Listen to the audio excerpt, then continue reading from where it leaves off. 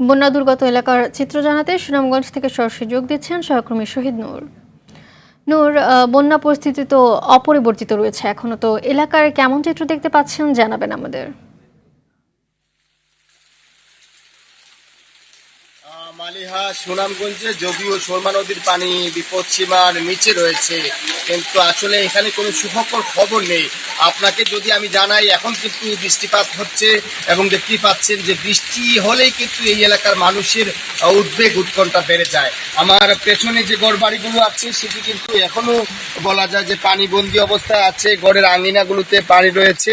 দেখতেই পাচ্ছেন যে টোটাল এলাকা একেবারে রাস্তাঘাট থেকে শুরু করে সব জায়গাতেই পানিবন্দী অবস্থায় থাকার কারণে মানুষ কিন্তু চরম দুর্ভোগের মধ্যে রয়েছেন।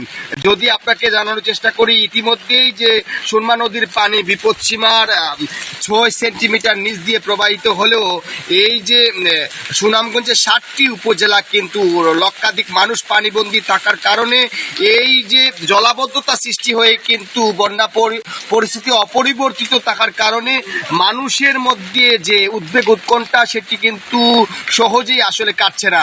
বৃষ্টিপাত বাড়ছে, বৃষ্টিপাত বাড়লে কিন্তু সুরমা নদীতে পানি বাড়ার একটি শঙ্কা থেকে যায় এবং পানি উন্নয়ন বোর্ডের যে তথ্য তারা বলছেন যে আসলে সুনামগঞ্জে এবং উজানে বৃষ্টিপাত আগামী 48 ঘন্টা অব্যাহত থাকতে পারে। এতে যদিও সুরমা নদীর পানি আসলে কমতে শুরু করেছে, যদি পানি বা বৃদ্ধি পায়, বৃষ্টিপাত বৃদ্ধি পায়, ঢলের পানি আসে, তাহলে সুরমা নদীর পানি আবারও বিপদসীমা অতিক্রম করতে পারে। এতে কিন্তু বন্যা পরিস্থিতির স্থায়িত্ব হতে পারে এবং স্থায়ী হলে মানুষের দুর্ভোগ বাড়বে। মানুষ আসলে এখন পর্যন্ত ক্ষয়ক্ষতির জায়গাতে ত্রাণ সহযোগিতা প্রত্যাশা করছেন।